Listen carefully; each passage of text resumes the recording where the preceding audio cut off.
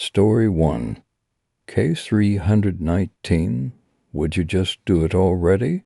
Man, I didn't know you were such a pansy, Shane said, shaking his head, looking away. What do you think is going to happen? It's going to be fine. But Shane, his little brother, Josh, protested. I heard you tell your friend, Jimmy. What would happen? I don't want to do it. Shane, I think Mom is going to get mad. I don't want to get in trouble. She ground me for sure. Why don't you just do it? Come on, Shane. What's she going to do to you? You're already grounded. So what if you get grounded? You don't ever go anywhere anyway. Josh looked down and studied the object in question, contemplating, weighing his brother's approval against the possible aftermath. He opened his mouth to speak, then thought better of it. After another moment, he dragged his eyes back up to meet his brother's, then furrowed his brow. No, I'm not going to do your stupid trick. Just do it yourself.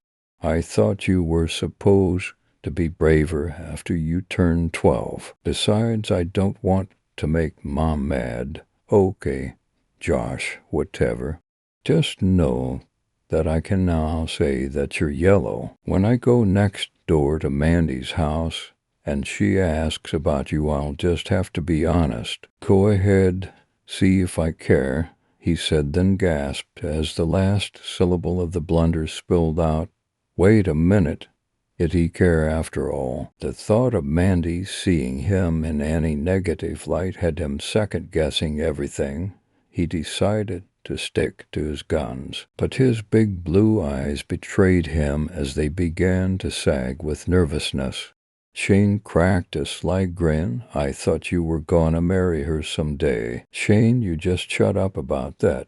She's getting her license this summer. She'd probably be going out with all those older guys now that she can drive. She thinks those guys are brave. Josh paused for a moment, scanning the floor from left to right, then back again, feeling his heart throb in his throat with every swallow. He jetted his chin out and scowled at his older brother, as was his customary response when he began to feel cornered, defeated, as if his very will was involuntarily subjugated by his brother. His thoughts swam to the image of Mandy and her smile, her laugh, the way she rests her hand on his shoulder as she greets him most any time they meet. Okay, fine, I'll do it, but you better tell Mandy I'm brave. Oh, sure, I'll tell her. Absolutely. Josh raised the item, then placed his other hand on it, took a deep breath, then dragged his eyes once more to his brother before committing to the act. Asterisk, asterisk, asterisk. Josh turned and tried to kick Shane, but his older brother was quicker and hopped out of the way, then slapped Josh on the back of the head. That was awesome, Josh. What are you so upset about? Shane said, taking a breath between laughs, a tear cupped in the bottom of Josh's eye. Stop laughing. I'm telling Mom. He blinked, and the tears spilled out. Mom's going to be mad at me. Nah, he said, wiping the tear with the back of his wrist. I don't think so, sucker. Don't you remember her saying she didn't want to hear our tattle-tailing anymore? I don't know why I listened to you, Shane. I thought you were supposed to care about people like me, your little brother. I don't think you care about anyone, Josh said, turning away. He shuffled his feet a few steps, then after using his right shoulder to wipe his eye again, started to run. Shane's smile flattened as he began to feel the sting of Josh's last words. He bit his lip while one particular memory of his dad arose from the shadows of the recent past. His heart softened. Though it had been 11 months, he'd heard the words once again echo as if spoken only moments ago. Shane, you're the man of the house when I'm gone. You need to take care of your mother and little brother, okay? I'm counting on you. I know you'll do fine." Shane wondered if his dad could see him right now in that moment. Would he be disappointed in me? He thought. Still too soon to spend any time thinking about his dad and how much he was missed. Shane inhaled hard, then thought he should find his little brother. 5 minutes later, Shane found Josh in the attic, items sprawl to his left and right, rifling through a chest which belonged to their dad. Shane walked somberly up to Josh and from behind placed a hand on his shoulder. "Hey, I shouldn't have made you do, you know that. I'm sorry, and I'm sorry for laughing at you." He gave his little brother the once-over, ran through a few of their best times together, and then felt himself smile, if only half of one. "So what do you got going up here?" Josh stopped for several seconds, then lowered his face into both his palms and began to weep. "I just miss Dad. He's not here to play catch with me anymore. I can't tell him the cool ideas I have. Shane, he'll never see me drive or date a girl or get to see me grow up. He won't know who I am when I get older. He won't be there to help me buy a car or help me with my homework. I just wish I could hear him laugh with me one more time." Shane felt the sudden knot in his throat begin to swell, but determined to put it down. He laid his hands on either of Josh's shoulders and stood silently, purposing to say nothing. Josh turned and through damp, glossy eyes looked up at his older brother. "Thanks, Shane." He returned to the chest and began removing items once more. In the bottom of the chest was a small wooden box, maybe a cigar box, placed just so. It was tucked between several filled manila envelopes and a small green crate nearly overflowing with old photos, most of which were slightly out of focus black and white portraits of people, some close-ups and others depicting entire families, with either a lake or house or picturesque landscape in the background. Josh sat up on his knees, reached down and lay hold of the small, interesting-looking box. He drew it out of the chest with wonder-glazed eyes swathing the ornate piece. The wood's finish had a slick sheen that reflected like glass. Spanish words, elegantly scripted, were etched into all four sides. A small keyhole fastened across the front caught his attention. He tried to open the top, but the lid lifted merely a centimeter, then protested. He shook the box lightly up and down, realizing there was weight to the box itself, but also a shifting mass inside which piqued his interest. Shane placed a couple fingers across the top, caressing it gently. "Whoa, that is really nice. Can I see it?" Josh handed it over carefully, then immediately began digging for the key. "I wonder if this is even Dad's. It looks so old. The key has got to be in here. I bet you it's hidden somewhere in the wall of the chest, you know, so someone could find it quickly. Have you tried looking there?" "No, but I will. Wait a second. There's a small jewelry box I put over there. Check in that." Shane placed the box next to Josh's leg, then stretched around behind Josh, reaching for the smaller, less interesting box. He lifted the lid and gazed over several charms, age, fancy rings, a few coins, and a small tethered felt sack. He stuck his finger in and widened the mouth of the little sack. He turned it up on its end, and three things slid out into his palm: a diamond ring, a single solitaire oval diamond, and a small skeleton key. "Hey, I think I got it." He quickly grasped the locked box and prepared to insert the key. Hesitating, however, he shot a look over at Josh, then grinned excitingly. No, you should be the one to do it. After all, you found it. Josh, taken aback, mouth drawn open, looked at the key in Shane's hand, then shot his eyes to the box. His heart leapt. He then met Shane's eyes and smiled brightly. Let's both do it. You turn the key and I'll open the top, okay? Shane's grin stretched into a smile that bore his perfect teeth. Okay. Are you ready? He waited for Josh's nod, then slid the key into the keyhole. With a tender clockwise turn of his wrist, the box made a small unhitching click. He gazed at Josh without raising his eyes once. Josh simply placed a thumb under the nearest slightly extended corner of the lid and lifted. The lid let out a small whine, which dissipated after it was halfway opened. What lay inside seemed to kill their sudden marvel for the look on their faces. Perplexed, Shane reached for the small, dark bag of cassette tapes and lifted it up from its alleged entombment. He glanced at Josh, who shared his bewilderment.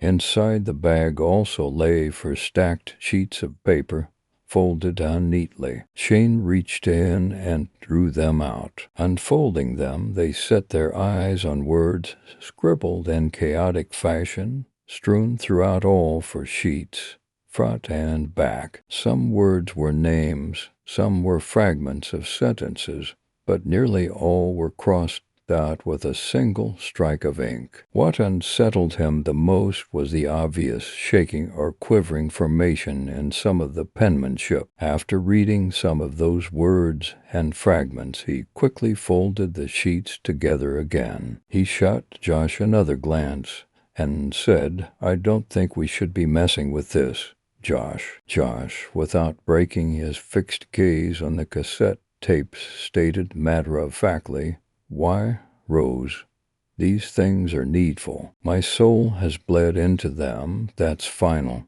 Then ended the sentence with a growling, Have I made myself clear? Josh immediately broke contact with the tapes and looked questioningly over his brother. Shane licked his lips slowly, then felt himself swallow hard. He centered his focus on Josh's eyes. He didn't realize it, but he had just inched himself a good foot's length away from his little brother, Josh. Josh answered, I think I just had a dream. Did I fall asleep? Shane, what just happened?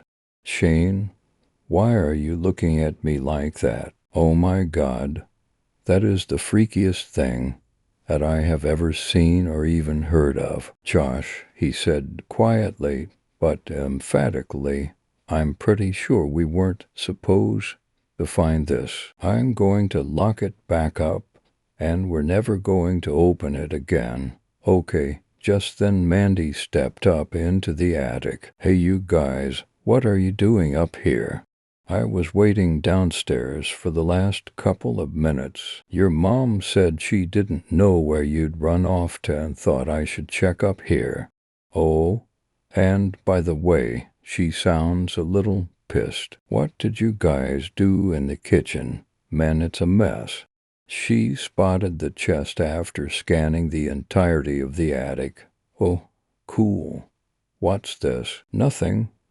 We were just putting all this away, Shane said with a hint of urgency. She spotted the small, ornate box. Oh, wow, this is incredible looking. What was in it?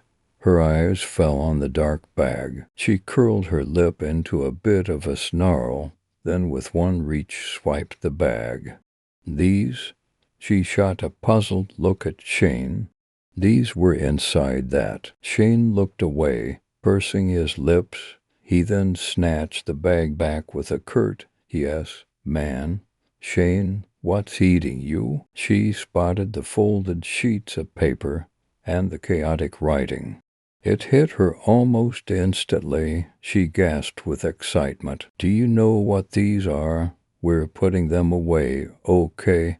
They're not important, Shane said, quickly growing impatient. Take a chill pill? Geez, she contended. Let me just take a look before you put it all away. All right. She fished out 4 or 5 tapes and read the titles on each. A thrill enveloped her. Let's listen to one. Look. This one says Session 5 Case 144. This one says Session 1 Case to 78. This one is hard to read. It looks like Case 319. Wow, no session.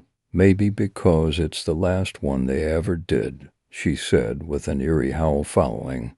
She tossed the others back into the bag. Let's listen to this one. Josh looked up at her and said, I want to listen to it, too. He stood and took it from her hand, to which Shane swiped out of Josh's hand. We're putting it away. Okay, this stuff shouldn't be played with. It's dangerous. Mandy gasped again. Something happened, didn't it? She jumped with exhilaration and started clapping. Tell me, what happened? What did you hear? Was it scary? Oh, I can't wait to hear it. Jasmine is going to be so jealous. She's totally into this kind of thing. Okay, where do we play it? Shane shook his head slightly. Geez, why don't you take a chill pill? Mandy, we haven't heard anything yet. Okay, and nothing happened. Yes, it did. Josh chimed in. I fell asleep or something and had a dream. Shane said it was the freakiest thing he'd ever seen. Mandy's jaw dropped. Her eyes darted from Josh to Shane repeatedly. She leaned in toward Shane. In a whisper she asked, seriously, something happened? Shane's reluctance to answer told her everything. Oh my God, I've got to call Jasmine. She slid her thumb across the screen of her phone and said plainly, call Jazz. The other end answered on speakerphone. D, I already told you tonight is out. I've got homework.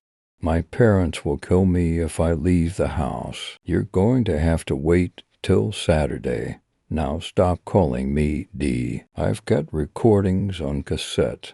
And, baby, they're hot. Bring a tape player, she said, then hung up. She grinned at the other two. Within seconds, her phone exploded into a hip-hop song neither of the other recognized. Mandy clenched her fist and drew it down to her side with a victorious yes. She slid her thumb across the screen again and answered, get over here now. I'm at the Edwards in the attic. Before hanging up on Jasmine, 2 syllables escaped the speaker, the words but and I. Nearly 15 seconds went by when Mandy's phone erupted again to the same tune. Mandy said not a word upon answering this time. She simply slid her thumb a third time across the screen. 4 fantastically fast words fled out. I'll be right there. That was it. Phone call over. Mandy strutted toward Shane and slid a finger from his Adam's apple upward to his chin. That's how it's done, she said nonchalantly.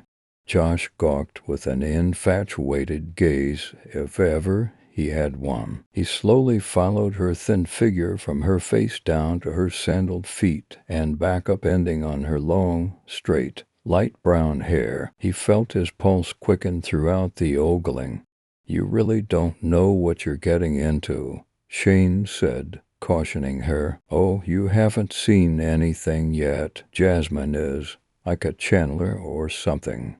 Her mom and dad studied this stuff for years before she was born. She's a natural-born medium. She offered Shane her sad puppy dog look, complete with rolled-out bottom lip. Okay, you're the boss, Shane. We'll do what you say, but Jasmine, you know, high school Palms and Cheer is on her way to your house right now. And oh my God, she is so into this. There's no telling how long she want to stay. She caressed his arm and added, or how many times she come back. Shane closed his eyes and felt his teeth gritting. He glanced down at his watch. Well, It's still early. All right, but we can't have my mom coming up here. I'm going to go down, clean up that mess, then tell her we're doing a project together for Josh and that you and Jasmine are helping us with it. Then when I come back up here, that door gets locked and stays locked. My mom would seriously freak if she knew what we were doing. After Shane ran downstairs, Mandy pulled out the crate of photos. She sat down Indian style next to Josh and began going through each one starting from the front. About halfway through she came across several backgrounds she immediately recognized. Whoa, this is my house in this one. Oh my God. A bunch of these are from this neighborhood. I had no idea our homes were that old. I mean, you know, the photos are black and white and everything. Oh, look at this one. There's a dark spot on the ceiling in the corner of the kitchen. That's your house, Josh. Oh, Shizburger. Sorry, Josh. Almost let that one slip. Look, the same picture, same pose. Same person, but no dark spot. Oh, that's like kind of eerie. Have you ever seen a dark spot in your kitchen? Josh nodded. Mandy looked twice at him. What? Come on, be serious. Josh nodded again. Before my dad died. I think I was maybe 8, and what, you're 10 now. And a cute 10 at that. She said, elbowing him. You're going to be a heartbreaker. Oh my. Josh blushed, grinned, and then found himself studying every freckle on her face as she pored over the remaining photos. A simple, small knock echoed out from the rear of the attic. Both sets of eyes leapt to the shadowy corner. They returned their gazes to that which previously held their attention. Suddenly a knock and a creak followed by the sound of possibly a stack of light linen falling over, or the whooshing sound a bed sheet makes as it snapped in the air, then allowed to settle all ghostly-like. Mandy stared at the corner for a long minute, studying the darkness and the way it swallowed the dim light from the single bulb resting above them. Her eyes fell on the outline of a figure against the wall. She felt her heart jump upon the recognition. She reached up and grasped the bulb at its cord and socket and held it in that direction. The outline shifted with the room's readjusting shadows. She thought it must have been the contour of a dresser with a box and blankets on it. She released the bulb. It swayed back and forth, producing the effect of shadows moving closer to them and then farther away, in perfect sequence with each pendulating sway. Somehow in her mind the shadows tended to move a bit closer with each swing of the bulb instead of steadying into a slower rhythm. She took Josh by the hand and said, I don't think we're alone right now. I think we need to go back downstairs. The feeling that they were being watched, studied, perhaps collected, arose from seemingly behind her. From the left of the attic, not the rear this time, fluttered the sound of airy linens, not necessarily falling, but being dragged or moved. In the stillness of her fear, from inches behind her ears, a whisper broke the silence. Oh, Rose. Chills ran down her backside as she dared not move while the voice remained a mere finger's reach in her mind's eye. Another knock from the corner echoed. The attic door slowly crept shut without either of the two noticing. She peered down at Josh, who had a blank gaze toward her feet. She shook his hand. His eyes crept up her clothing, then stopped at her shoulders. Josh, she managed to utter through her trembling, we need to go downstairs. Okay. Josh instantly shot a glare at Mandy and said with a deep growl and a voice not his own, do I make myself clear? He glanced at the light bulb, and it exploded into shards pieces shattering against the ceiling and walls, landing into the far corners of the attic. Heat immediately swelled upon her face as she felt violently pulled, or to be more precise, extracted completely out of her sandals. The immense tug threw her out of consciousness. A moment later, a dim light pierced the darkness, and Mandy began to step out from behind a box, limping, wiping at her face from the sting of the glass, feeling as if she'd just been rudely awakened by her mother to get up for school after a late night. Shane said, "Okay, got a new light bulb in? We're about to run out." "Oh, and that spot is back on the kitchen ceiling. Mom's kind of pissed." Jasmine stood at his side. "All right, let's try this again.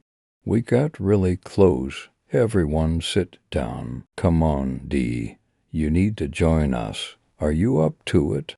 We've only ever gotten anything on this tape. Josh, it's your turn. Are you ready? You probably get the best responses because you're the one who found it, or it found you." Confused and picking at her face still, Mandy scowled at the three of them for beginning the first session without her. She shuffled and limped her way to the other three and sat down Indian style. Jasmine tapped her fingers down next to her on the attic floor and whispered to Mandy, "Come sit next to me, Dee." Mandy slid over to Jasmine. "Your faces are all blurry. I can't see very well. My face is killing me. Can we do this later?" Josh looked up at Mandy, but almost right through her to the shadowy corner of the attic where hot. "Do you want me to ask anything or do anything different? Would you guys just stop for a minute?" Mandy demanded. "Something really creepy just happened. Josh and I were sitting here looking at the photos, and I don't remember what exactly happened, but someone was in here with us. We need to get out of here. There's a strange presence in here. Can't you feel it?" Jasmine responded, "Just do as you've been doing. But first, play that last part again, Dee. Everything's going to be okay." Shane pressed play, and an echoed, screechy voice in a male tone said, "Roesi," then followed by angry snarls, "Make myself clear." Mandy sat up. "That's him. Oh my God, shut it off. Shut it off." A second segment played immediately after. It sounded like it were broken into segments and distant. It was a female voice which might have been put together to say any number of things, but to the best of their ability, they decided it sounded like strange and presence. Mandy started pointing at the tape. "See, I'm not the only one who feels it. Oh crap, you guys shut the freaking thing off. We're meddling, you guys." A sudden knock and creak reverberated from the dark, shadowy corner. Now beginning to cry, Mandy stood up, then started backing away, shaking her head, arms held out in front. "Did you hear me? We're meddling with doors and things that shouldn't be opened." Half of a male's figure very slowly slid out from the shadowed corner. Oh my God, he's right there." Shane stopped the tape, looked over his shoulder in Mandy's direction, then glanced at Jasmine. She nodded. He pressed the record button on the cassette recorder, then forwarded a nod to Josh. Josh drew in a deep breath, then, in news anchor fashion, stated, "This is EVP Case 319, and this is our 132nd session." Caught completely off guard, Mandy stopped everything and froze, shooting an empty glare at Josh. Josh continued, "I know you're here. I can feel you. But there's someone else, a strange presence, in the attic with you." Mandy took a closer look at their faces. They seemed to morph strangely, perhaps aging. Josh continued further, "Mandy, If you're in here, send us another sign. You disappeared in this attic 8 years ago. If you can hear us, please say something else." Mandy felt herself begin to fade out of time, with her out of space. Josh's voice continued in the background. "Mandy, feel you, strange presence. Session 155. Stranger, another sign, story 2. Where the snow isn't cold, you know the old saying, the one that starts with, 'A good day at the cabin begins with the sunrise.' Well, that is very much true. But what is a bad day, some ask? That's being woken up in the dead of night by banging shutters and vibrating windows." I groaned in retaliation after being woken up from my hibernation, and shoved a pillow over my head, hoping to drown out the noise. To my disappointment, the banging only seemed to grow louder. "You have got to be kidding me," I sighed wearily, rolling out of bed and catching a glimpse of my surroundings. The family cabin had 2 floors. I usually slept on the first floor, and a smaller bedroom connected to the main room, which was basically a large open area made up of a small kitchen and family room. The family room had a small wood stove nestled into the far corner, with 2 larger homemade sofas and coffee table huddled around it. Just behind the sofas and under the staircase were a couple of bookshelves stocked with board games. The best part, I think, was that nearly everything in the cabin was made here on the island. Originally was planned to have all the materials shipped out here, but the pricing was outrageous, so my parents agreed it would make the place feel homier to just gather the materials and build everything on our own. Above the family room was the landing that led to the guest and master bedrooms. My son Benjamin usually slept in the guest bedroom, leaving my wife Kathy with the master. Why the separate rooms, a lot of people ask. Well, let's just say that she got fed up with the loud snoring and bedtime shenanigans that came with sharing a bed with me. Now she gets to sleep in the largest room with the 10-foot screened-in window looking out over the lake. Women, I yawned loudly, stretching as I made my way out to the living room and stopping abruptly in front of the stove. Something was definitely off, and I just couldn't put my finger on it. I rubbed my chin while I racked my brain for an answer. It took me a good 30 seconds to realize we never leave the wood stove on at night due to the potential fire hazard. I grumbled in protest as I got down on my knees to close the damper, and was just about to grab it when the windows began to shake violently. This time, however, I felt a cool breeze coming from an open window at the bottom of the stairs. Frustrated, I stormed over to the window and slammed it shut with a heavy sigh.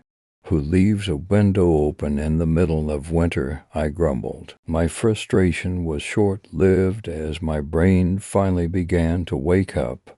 "Winter?" I gasped. I lumbered over to my personal chair in front of the still-burning stove and plopped down as another thought dawned on me. I had no recollection of how I even got here.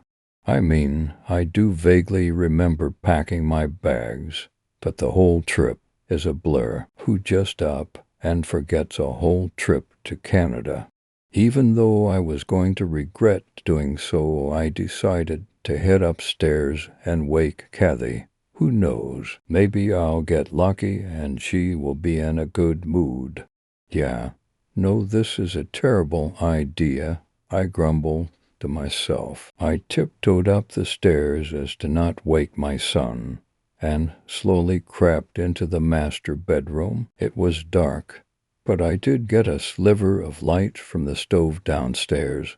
"Kathy," I whispered, "you awake?" I was met with silence, and then a howl, as the wind danced across the main window. I called out one more time, and still nothing. She was always a deep sleeper, But not that deep, I reminded myself. I then decided to sliver my way through the covers, only to find myself kneeling on an empty bed with covers draped over me like a ghost. Where is she? I asked myself, beginning to panic a little. I hopped out of bed and darted over to Benjamin's room, only to find that his bed was empty too. "Benjamin, Kathy," I called out frantically with no response. I bolted down the stairs, taking 2 steps at a time, grabbing my coat and jumping into my snow boots once I hit the bottom floor. I grabbed the first lantern I could find, the electric one, and had just turned it on when I heard something behind the cabin. I stopped what I was doing and tried to listen past the piercing wind, rattling windows, and banging shutter. I sighed to myself when I realized it was just the wind and hurried out the front door onto the screened-in porch. I stopped to observe my surroundings, but it was like I had just got sucked into a black hole. To make matters worse, the lantern wasn't all that bright, so it only lit up a small area of roughly 10 feet before being swallowed whole by the darkness. The one upside about it being winter,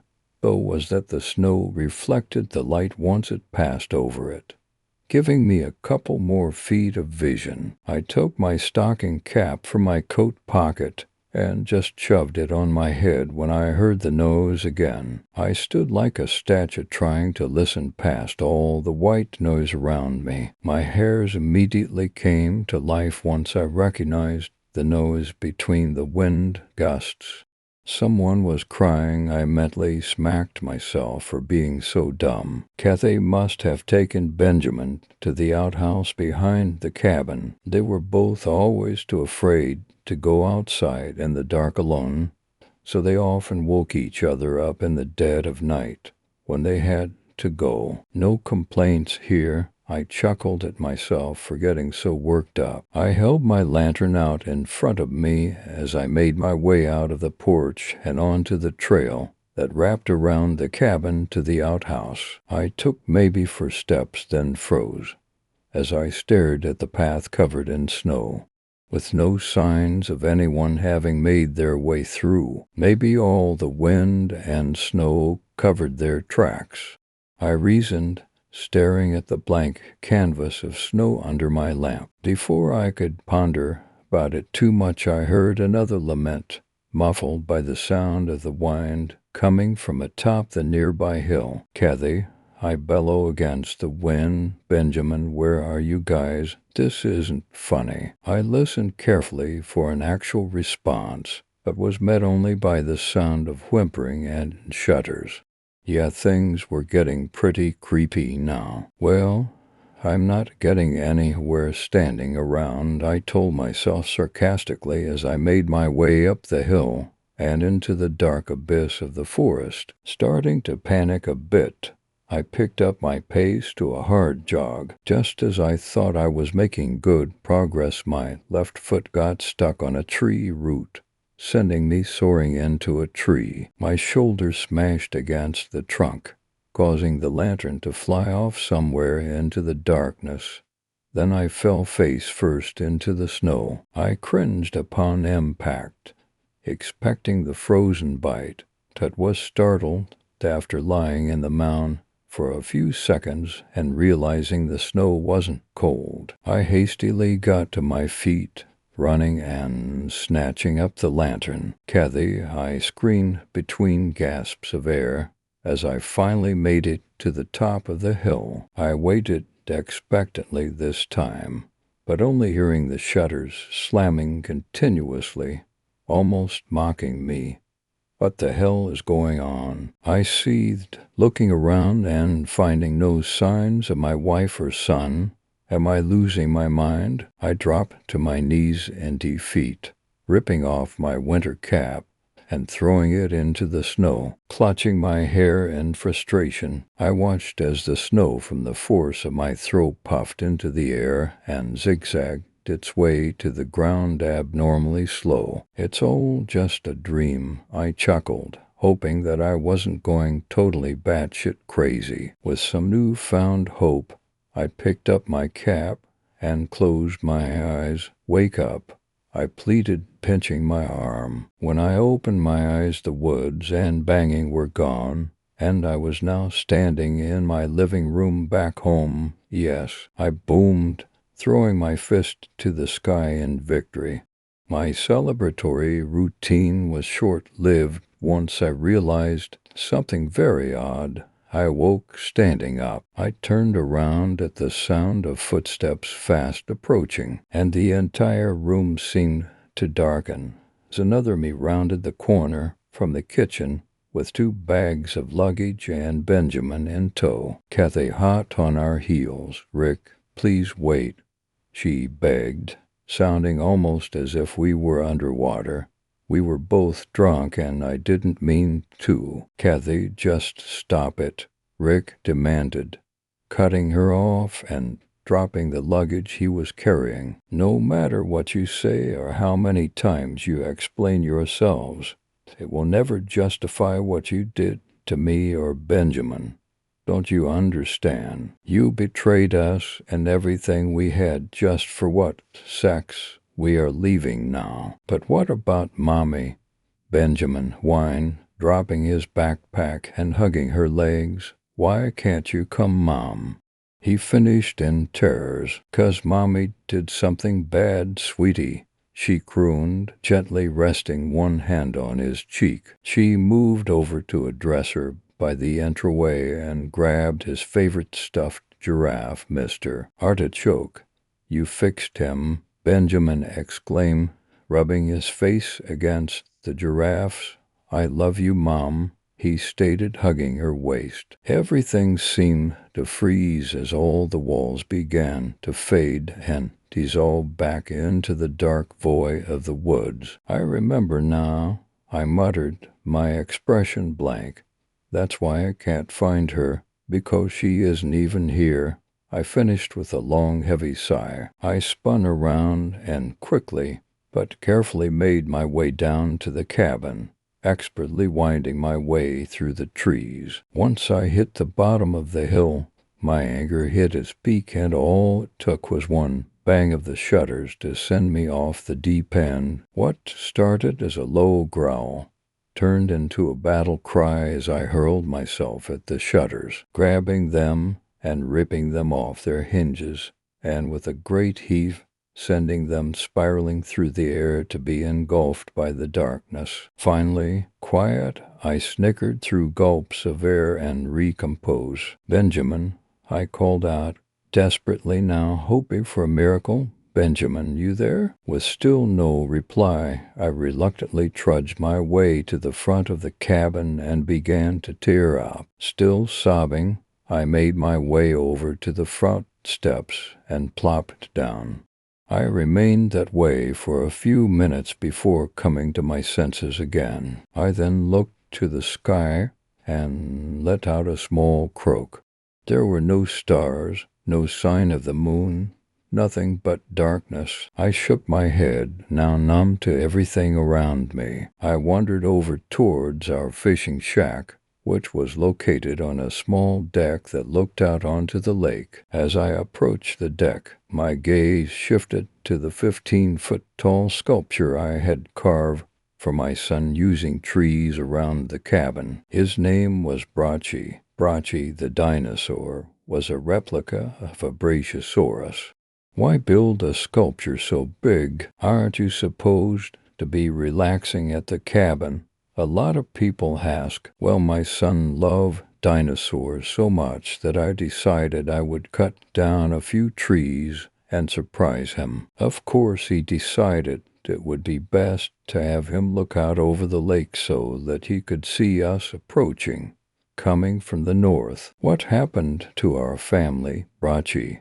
I sniffled as I rested my hand on his side, following his gaze into the nothingness. And now I am talking to lifeless objects. No offense, Brachy. I finished sarcastically patting his side and looking to the ground with a sigh. I stared off into the snow deep in thought for a few minutes before realizing I was staring at a trail of footprints leading off into the darkness. With my hopes renewed, I called out for my son. "Benjamin," I bellowed. "Benjamin, it's your father. Where are you?" I called out one last time as I approached the lake, stopping just at the shoreline. The footprints kept going further into the dark and onto the snow-covered lake. "Where is he going?" I asked myself as I tested the ice to make sure it was safe. Once I verified I was okay, I began my trek through the not-so-cold snow, pondering what we could have done differently. What did Benjamin or I do to deserve such a betrayal from the one he loved the most? What kind of monster could do such a thing? My mental investigation was cut short once I noticed something on the edge of my bubble of light. I stopped and observed the tracks as they looped around the figure. I squinted my eyes and gave it a few looks over before establishing that it was indeed another person. "Benjamin," I exclaimed, running over to him. "I've been looking everywhere for you. You can't just run off in the dead of night like." I slid to a stop barely a foot away from the person sitting in a chair, fishing. He wore a red flannel coat, hood up, and was bobbing his fishing pole up and down trying to bait a fish. "I'm sorry to bother you, sir," I apologized, my heart dropping. "I'm looking for my son. He's got black hair and is about this tall." I motioned with my hand and waited for him to respond, but after 30 seconds of waiting I got really impatient. "Excuse me, sir, are you listening to me? I'm missing my son. Have you seen him or talked to him at all?" I begged only to be answered with silence. "Why aren't you listening?" I yelled, shoving him from behind as hard as I could. The man didn't even budge, let alone flinch. He just kept fishing away. "What the hell?" I stammered. I circled slowly, now trying to catch a glimpse of his face. I brought the lantern close to my face and leaned in to peer past his hood. I slowly reached up to pull his hood back, not taking my eyes off of his hands as he still fished on. 1 second he was staring forward, then with a loud ear-piercing screech, his head jerked towards me, so that we were briefly face to face. I fell backwards in horror, dropping my lantern and landing on my hands. I scuttled back, trying to inch away from the faceless figure. I could hear its joints creaking as it jolted to its feet. I scuffled over to my lantern, snatched it up, and faced the mysterious figure yet again. "Stay back," I demanded, throwing my arm out in defense. Without removing its empty gaze from mine, it leaned over, gathering its pole and tackle box, and rigidly marched back towards the cabin. Not taking my eye off of the faceless man, I launched to my feet. "Benjamin," I screamed over the wind, no longer hiding the fear in my voice. "Benjamin, please answer me," I begged, running as far from the cabin as I could. This time I got a response. "Dad," came a panicked call somewhere ahead of me. A wave of energy rushed over me as I sprinted towards the sound of my son's voice. I slipped and almost fell a couple of times in my haste. I slid to a dead stop, just barely maintaining my balance, and throwing every single curse word I could think of at the sight before me. Somehow, I had ended up behind my cabin just beyond the outhouse. I shook my head in disbelief. All my hopes for finding my son and leaving were whisked away into the dark chasm that was now consuming my mind. I growled in frustration, smashing the lantern into the nearest tree I could find. And just like that, I was stranded in the dark, demented wonderland that was once my favorite place of peace. Once soothing thoughts of home and family were now being demolished by sinister feelings of brokenness and angst. I fell to my knees and bawled like a child who had just lost his puppy. "Wake up," I howled into the darkness, smashing my fists into the ground. There was a brief moment of pain, but as soon as it was felt, it was gone. I looked down at my hands, observing them to make sure I didn't break anything. "Wait a second," I uttered in shock at seeing my hands under the soft glow of a light. I whipped around, my sanity returning briefly at the sight of my son holding out his dimly lit fish-shaped lantern. "Daddy, I can't find Mom." He sniffled. I quickly shuffled over to him and embraced him. "It's all right, Benny Bear. Dad's here," I wept, clutching him tightly to my chest. "Where have you been? I've been searching everywhere for you." I chuckled, holding him at arm's length to check for any injuries. I followed the robot man to his fishing spot, but he was boring, so when I heard Mom, I went to the woods with my light to find her. "Did you find Mom, Dad?" he asked. I sighed, dreading the topic. I opened my mouth to speak, but stopped myself. "Hey, Benjamin, let me borrow your light for a second," I asked, reaching to him. He reluctantly handed it over, following my gaze to the tree I had just abused. "What's wrong with the tree, Dad? Why is it all shiny in that spot?" he asked, pointing to a large spot on the tree. I didn't answer right away. How could I? I just stared in utter disbelief at what I was seeing. I took my son's hand, leading him over to the front porch, dragging my feet the entire way. I knew when I first awoke that something was off about the cabin, but how was it possible to end up here of all places? As we both took a seat in our favorite chairs on the porch, I began contemplating every explanation, every theory I could muster up. Every time, however, no matter what angle I looked from, no matter how many revolutions the cogs in my head made, they all ended at one possibility. After spending a few hours in deep thought, I sighed heavily as tears rolled down my cheeks and pushed the hair from my son's face while he slept. "Come on, Bud," I grunted as I cradled him and carried him to my bed. I had just tucked him in when I heard voices behind me coming from outside the cabin. I quietly exited the cabin and planted myself in one of the lounge chairs on our deck, looking out over the lake. Too bad it was too dark to really see anything. The voices were familiar. It took me a little while to recognize them, and once I did, a switch went off inside me. Images began forming as I focused more and more on their words. "The local police are still investigating the scene." I remembered holding Benjamin's hand as we looked out over the landscape. "So far, they can only confirm to deceased individuals." We moved closer to the cliff edge to peer down at a pair of loons. "Police are still on scene looking for any evidence as to what may have happened." I cried out in terror as my son tumbled down the face of the cliff. A fisherman found the bodies floating by the dock of a nearby cabin, apparently belonging to the victims. Without thinking, I cried out, diving headfirst into the lake 40 feet below. Asterisk, asterisk, asterisk, asterisk, asterisk.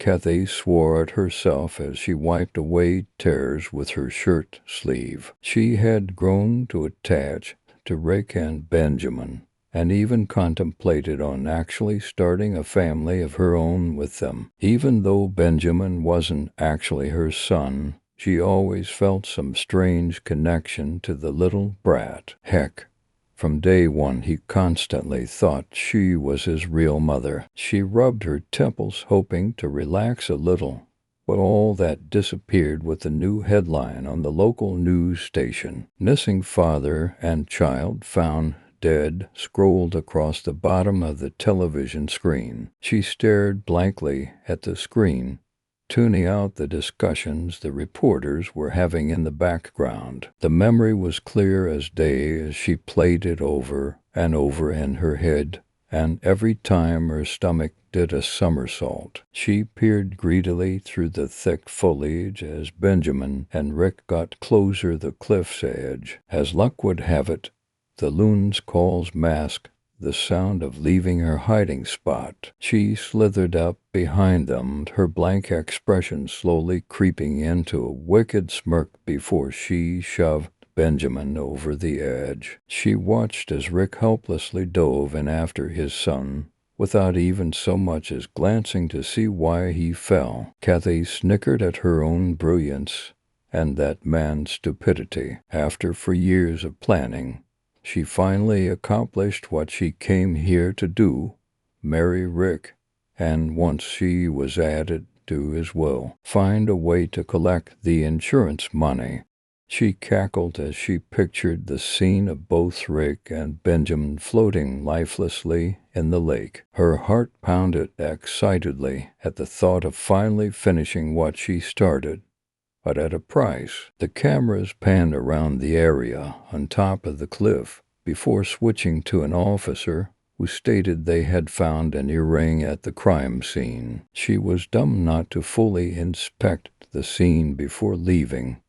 Now she ran the risk of being caught. It was only a matter of time before they found out she wore the damn things every day. It looked like there would be no waiting around for the life insurance this time. She took one last chug from a wine bottle before whipping it in frustration and shattering the television screen. Time to clean this place out, she thought to herself as she ran up the stairs to begin packing. Once she collected all the valuables of the house, it was time to find a souvenir.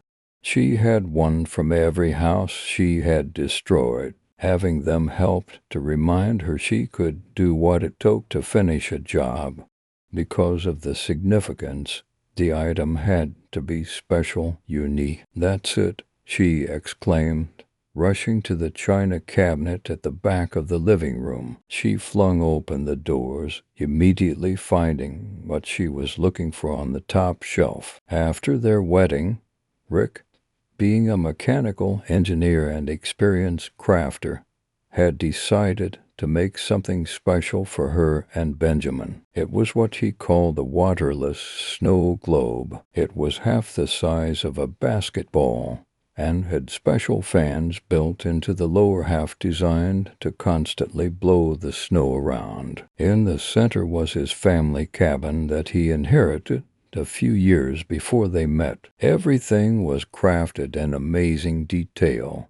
The trees, the outhouse, the deck, and rocks, to add to the effect. Everything in the cabin was an individual piece.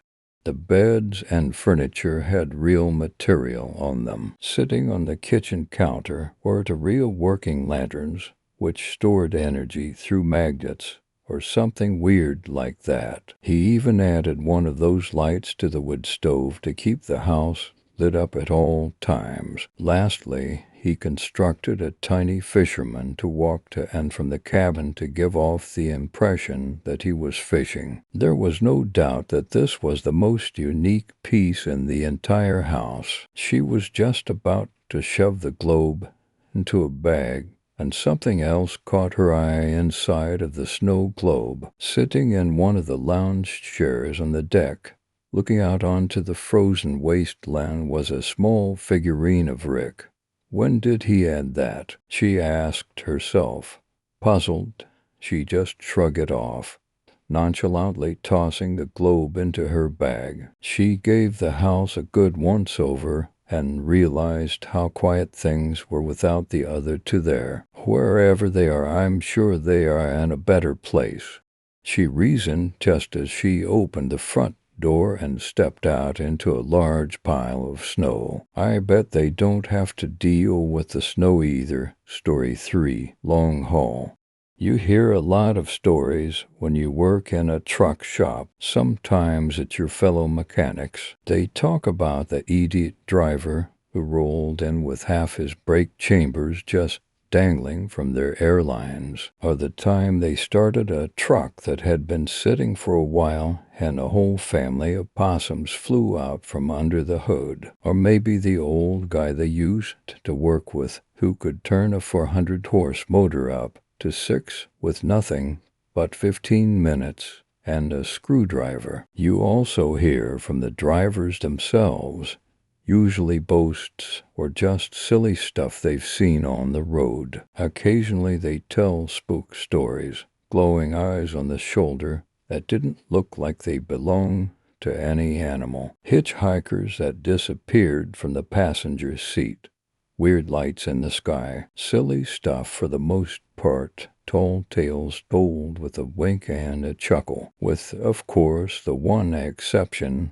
that I am here writing about, and that exception was told to me by a trucker we'll call Jim. Jim brought his truck into the shop on a Tuesday morning in the middle of November. I'd never met him before, but he'd been coming to our shop for a while since before I was hired. Some other guys at work said he was a good man, though he always seemed to be down. They figured he'd lost a wife or child and didn't press him about it. His truck was a red and white International Eagle, cat-powered, and he brought it in because it was starting hard and losing power. A couple new air and fuel filters later, and the rig was back in shape. Jim showed up pretty early, and since it hadn't taken me that long to get everything squared away, it was about time for my break. Jim didn't seem to be leaving right that second,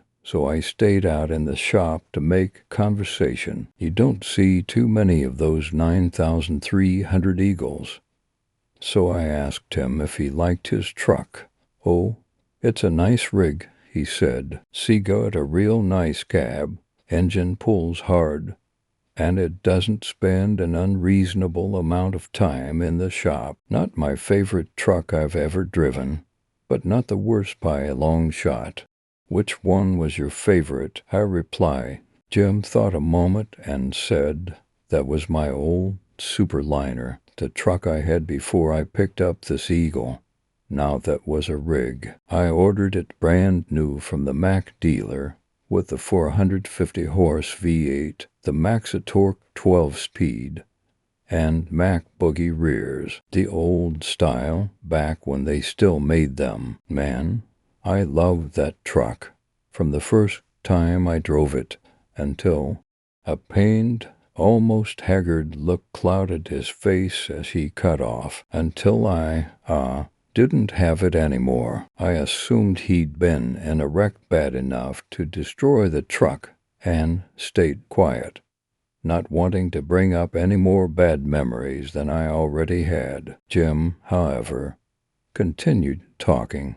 He stared at the floor, talking so quietly I think he was only half speaking to me. I always think about how I lost that truck this time of year. No matter what I do to forget, it's always with me, you know, the knowledge that the thing is still out there.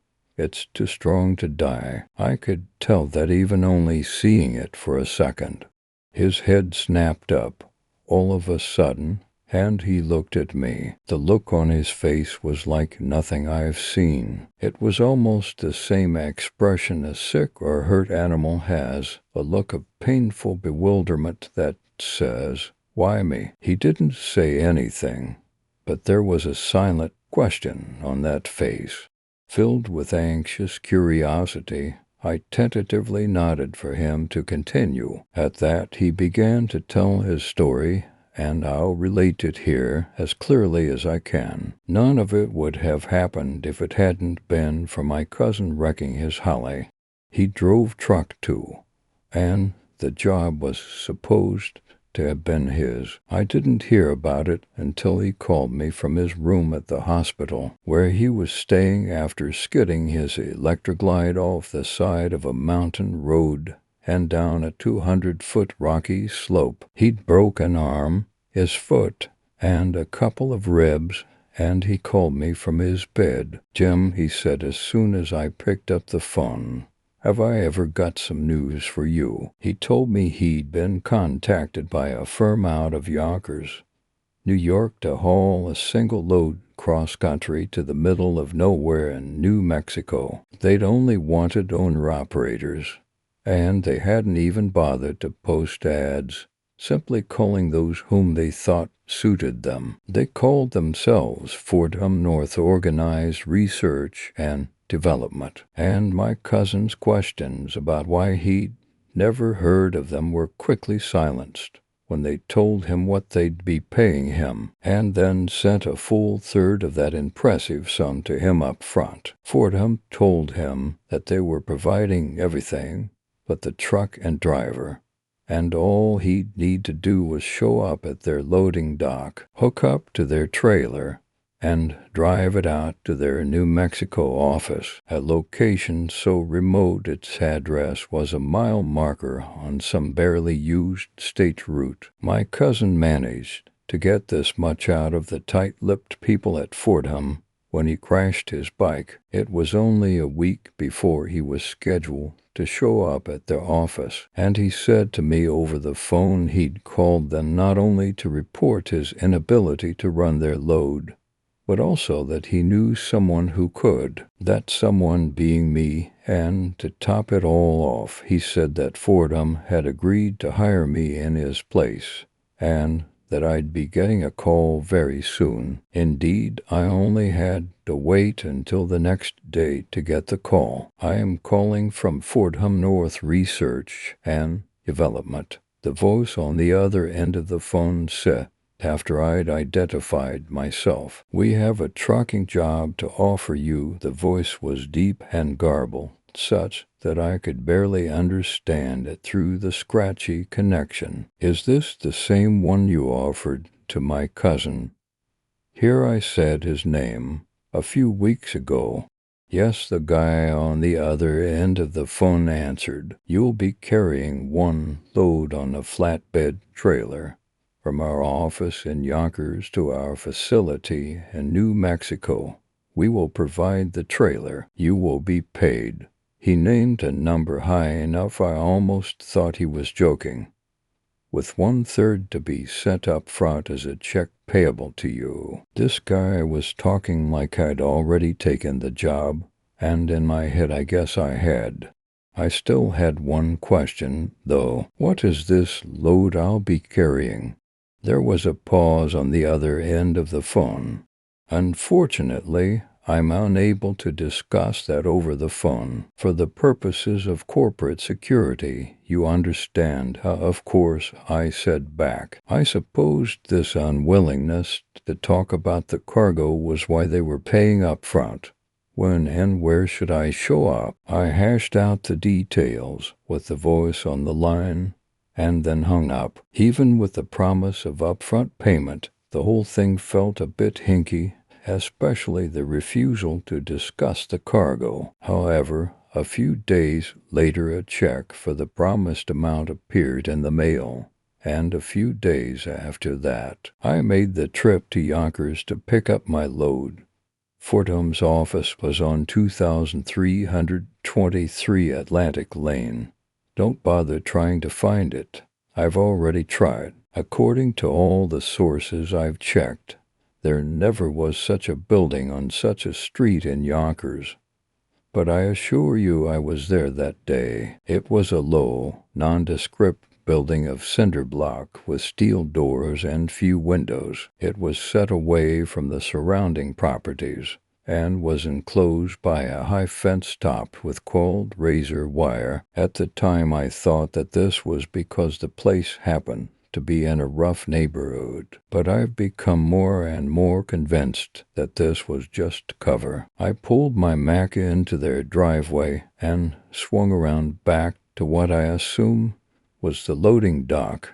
What I found there was quite strange. The first thing I noticed was the gleaming trailer parked in the middle of the gravel yard. The red paint was shiny and unblemished, and I was sure it had never seen any use beyond being delivered here. Sitting on it was my cargo, with a few guys just finishing up strapping a tarp down over it. Its silhouette was that of a cylinder cut in half lengthwise and resting on the flat part, similar to a Quonset hut. I managed to glimpse a dark steel surface with Akasha stenciled on it before it was obscured by the final corner of the tarp. Standing on the loading dock itself was a small man in a dark suit and a couple of stocky guys wearing jeans, long shirts, and bulging jackets. I parked my truck off to the side and hopped out. I was immediately greeted by the man in the suit. "I am Dr. Ineri," he said as he stuck out his hand, "and you must be Jim. A pleasure." He sounded harried, and I noticed his hand shaking a little. I shook it and replied, "That's me." "Yes, thank you for taking this job," Dr. Ineri continued in the same rush tone. "While I hate to be rude, time is really of the essence here. So if you would please, he waved a hand at the trailer. "Of course, Doc," I said soothingly. "I'll get on the road in just a minute. But first, do you mind telling me what this thing is?" Whoever I talked to on the phone didn't say. At this, he looked even more nervous. Licking his lips, he told me, "I am afraid I cannot, sir. For the purposes of corporate security, yes. Our people have gotten it secured and covered for you already." Hearing this ticked me off. "I'm not going to haul it if I don't know what it is. And while it looks like your guys did a good job with that tarp, I'm going to have to take it off to check the restraints on your whatever it is." Anyway, silence followed this last part. The two bulky men up on the loading dock shifted and turned their heads to look at me. Dr. Ineri looked at me, and with a shock I realized that he was shaking. He quickly paced over to the trailer, and I turned and followed. "I assure you, so that all precautions, every precaution have been taken to make this cargo safe to transport. However, I must continue to insist that you get in your truck, hitch to this trailer, and go." That's completely unreasonable," I spluttered. "No way am I hauling this thing when you won't even let me check if it's tied down right. I'll hop back in my truck all right, but I'm heading straight home, not." A heavy hand clapped down on my shoulder before I could turn around. It was one of the men that had been standing on the loading dock, and his grip was like a vice.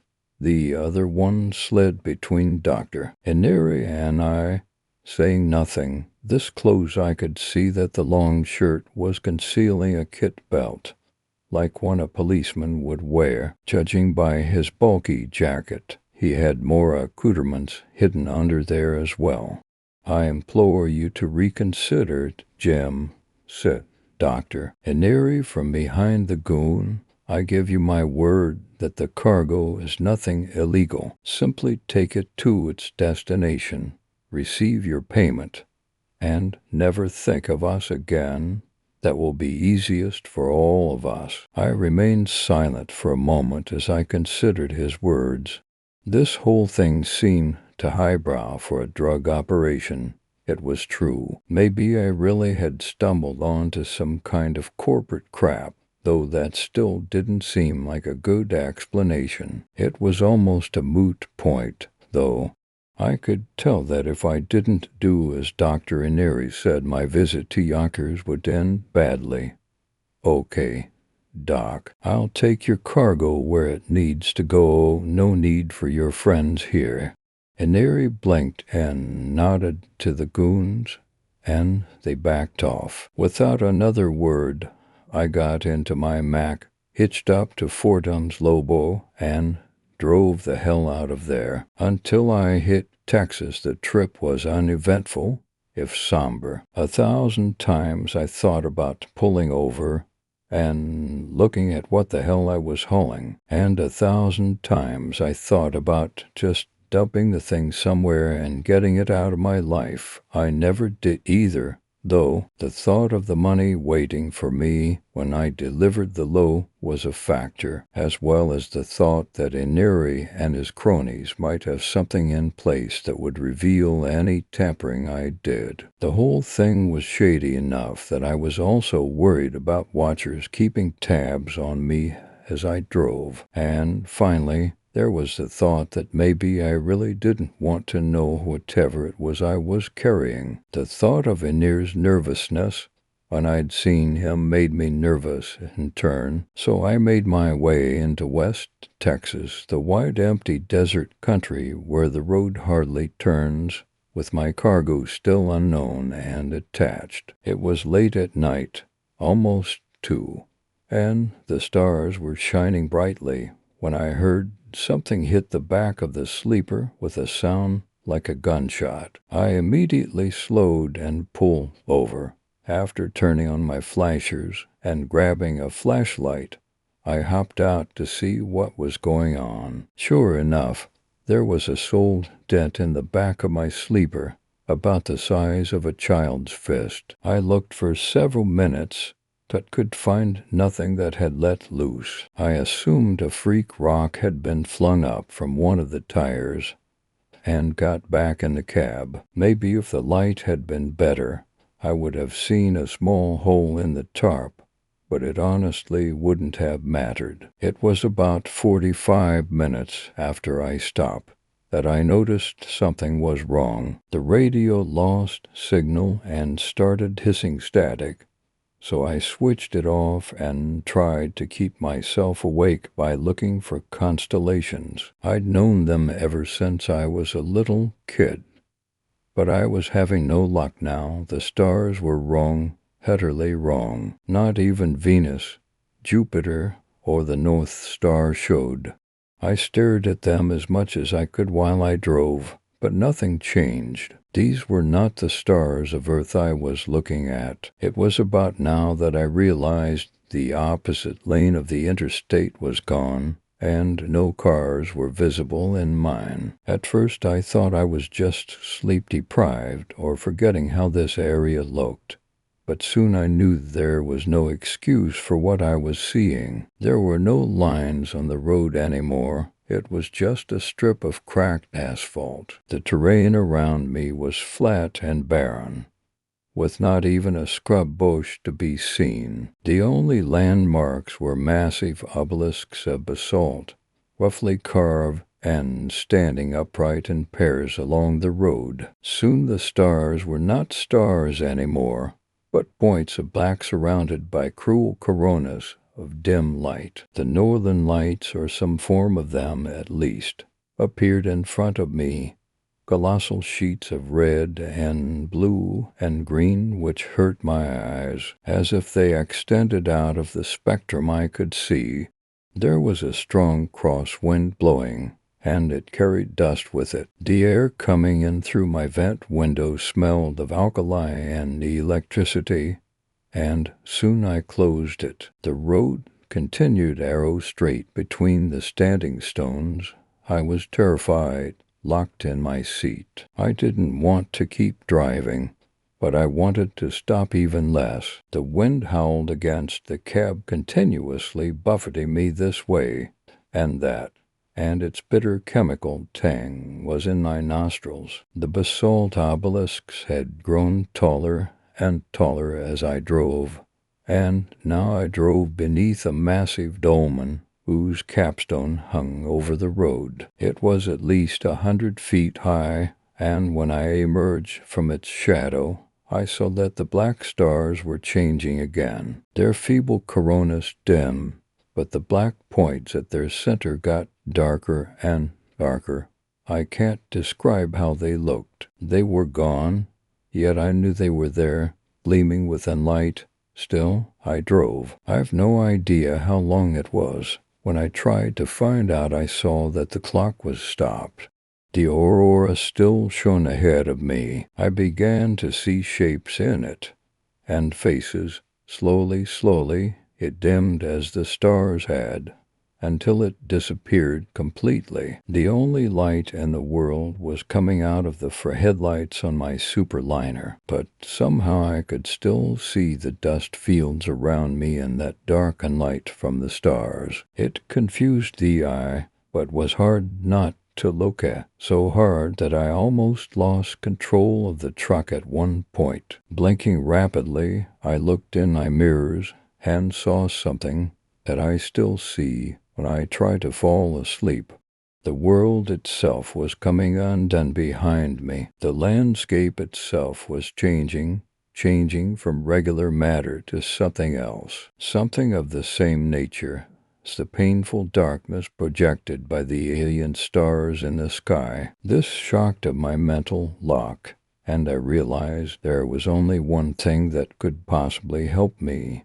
But first, I would have to stop. Carefully coming to a stop, I put the truck in neutral, put on the parking brake, gulped, and stepped out of the cab. Immediately, the wind hit me in the face like a slap. It smelled like ozone and alkali chemicals, a smell that was the opposite of life as we think of it, and the ashy gray dust it carried was like sandpaper on my skin. Somehow, the lightless light from the stars was much more intense, without the windshield to look through, and my head began to ache immediately. Head down, I ran towards the back of the truck, ready to get rid of whatever crime against existence I'd been paid to move. However, when I got back there, I stopped dead in my tracks. The front of the tarp had become unhooked. Finally, I had a good look at my cargo. It was a heavy steel pressure vessel, with the flat semicircular end cap that faced me held on by bolts the size of my thumb, or, at least, it had been. One of the bolts had stripped free completely, its empty hole lining up exactly with the dent in my sleeper. The ones that were left were all stretched or bent, and the seam in the vessel, which resulted, was seeping the same stuff as the world was rapidly becoming. The same indefinable, indescribable stuff I sure won't call it matter, which this place's stars were made of. Even as I reached for the release lever that would decouple the trailer from my truck, I saw the end cap's central feature, a viewport. At first I couldn't make out anything through it, but as the swirling darkness inside cleared, I saw that the inside of the vessel was much smaller than it should have, or even could have been. Only a few feet across, it was as if the space inside was compressed. Then the unlight inside coalesced into a curled-up form, like a fetus colored darker than black. It turned to me and opened its eyes. I only saw it for a fraction of a second before I ripped my gaze away, but that instant was enough. It saw me and saw through me, saw everything I was and had been and would be. I don't think it perceives time as we do, is what I mean. Once it had been human. I picked up that much.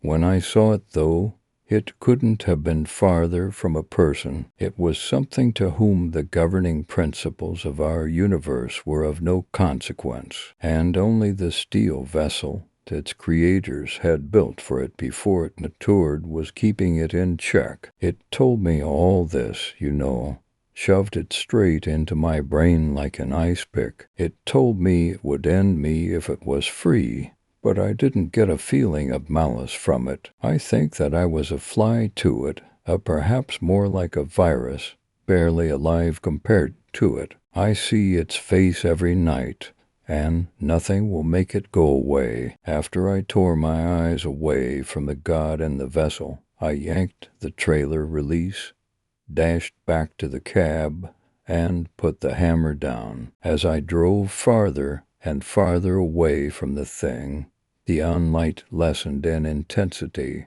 and the standing stones grew smaller. Finally, I drove beneath a dome and barely higher than my truck, and was nearly blinded by the dawn on the Texas prairie. I frantically checked my mirrors, and when I saw nothing but regular old interstate flush with the pink light of sunrise, I pulled over, got out of my cab, and wept, sucking in the clean, cool air in gasps. After a few minutes I felt capable of driving, if nowhere near recovered, so I got back into my truck. For some reason the final dolman had spat me out facing east, though I'd entered that place heading west and hadn't turned around. I wasn't about to find out what the criminals against reality at Fordham had waiting for me in New Mexico. I was now sure that they were merely a front for the same type of government spooks that run Area 51 and Los Alamos, and I'd gotten caught up in their attempts to keep a low profile. I didn't care if they were keeping tabs on me. I just wanted to be home, and so I bobtailed all the way back to Pennsylvania without resting, parked my truck, and slept for around 2 days straight. When I got up, I was greeted by a sad sight. My truck, the truck that had carried me through and out of what I call in my head the dark place, was rusting into the ground, the fine steel of its construction flaking into rough gray powder and falling apart even as I watched. In the few hours after I woke, it had fallen almost completely apart. I think the radiation that the stars there put out did something to it, something that changed it so it couldn't hold itself together. I worried for a while that I would fall apart, too. And though I was quite sick for a few weeks after getting back, I managed to recover. I had some money saved, so I was able to buy a cheap old truck and keep doing my job. My cousin asked me about the Fordham job, and I told him to promise to never say anything about it again. He kept that promise until he died a few years ago. I never heard anything from Fordham, whoever they really were, nor did any shadowy G-men show up at my door. I know, though, that the thing I carried across half the country still exists, though somewhere or when. I don't think it's capable of experiencing death. In fact, I've never seen it again, though, and for that I'm glad. Jim finished his tale with that and sighed. He stared at his shoes for a moment, muttered "I'm sorry," then started his truck and left. I never saw him after that, and I heard a few weeks later that he died when a drunk driver swerved into his lane and hit him head-on. I've got no idea if his story is true or not, but it sure sounded like he believed it. I guess the lesson, if there is one, is that there are roads to dark places out there, and you never know where or whom they'll lead to.